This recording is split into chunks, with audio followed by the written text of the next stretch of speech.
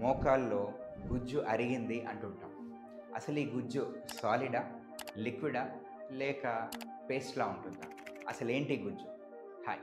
I'm doctor Vishnuvardhan Reddy, orthopaedic, joint replacement and arthroscopic surgeon, Rayalaseema hospitals, Nandyal.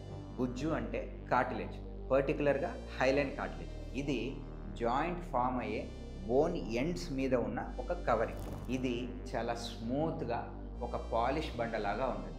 Joint ఫ్రీగా friction లేకుండా కదలడానికి help చేస్తుంది. ఆర్థరైటిస్, గుజ్జు అరగడం అంటే ఈ కార్టిలేజ్ డ్యామేజ్ కావడం. మోకాలు పూర్తిగా అరిగినప్పుడు ఈ కార్టిలేజ్ బాగా దెబ్బతిని దాని కింద ఉన్న బోన్స్ ఒకదానితో ఒకటి రాసుకొని తీవ్రమైన నొప్పి కలుగుతుంది. ఈ విధంగా పూర్తిగా దెబ్బతిన్న కార్టిలేజ్ని మన బాడీ ఎప్పటికీ రిపేర్ చేసుకోలేదు.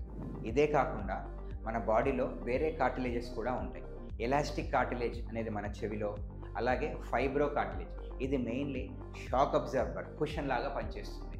ఇది మన స్పైన్లోని డిస్క్స్లో, మోకాల్లో, మెనిస్కస్లో ఉంటుంది. మోకాల్లో గుజ్జు పెరగడానికి మీరు ఫాలో అవుతున్న టిప్స్, ఎక్సర్సైజెస్, మెడిసిన్స్ కింద కమెంట్ చేయండి.